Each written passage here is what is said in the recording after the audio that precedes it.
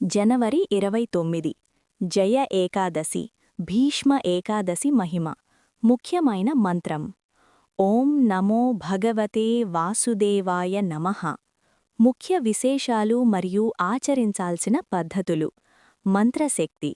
ఈ మంత్రం శ్రీమన్నారాయణుని అత్యంత శక్తివంతమైన నామం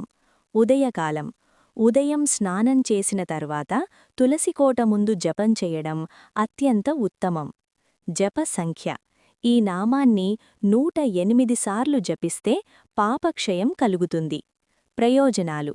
మనస్సుకు శాంతి ఆలోచనలకు స్థిరత్వం లభిస్తుంది లక్ష్మీ కటాక్షం పెరిగి ఆర్థిక ఇబ్బందులు తొలగుతాయి ఇంట్లోకి శుభశక్తులు ప్రవేశిస్తాయి విష్ణు లక్ష్మీ అనుగ్రహంతో కార్యసిద్ధి కలుగుతుంది ఏకాదశి తిథి సమయాలు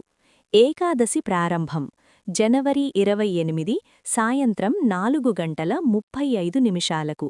ఏకాదశి ముగింపు జనవరి 29 మధ్యాహ్నం 1:55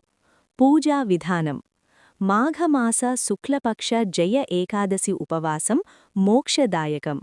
స్నానం తరువాత తులసి మొక్కకు పచ్చిపాలు సమర్పించాలి ఆవు నేతితో తులసికోట ముందు దీపం వెలిగించాలి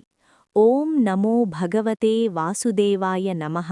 అనే మంత్రాన్ని తప్పనిసరిగా 108 సార్లు జపించండి ఇలా చేయడం వల్ల మీ కోరికలన్నీ సిద్ధిస్తాయి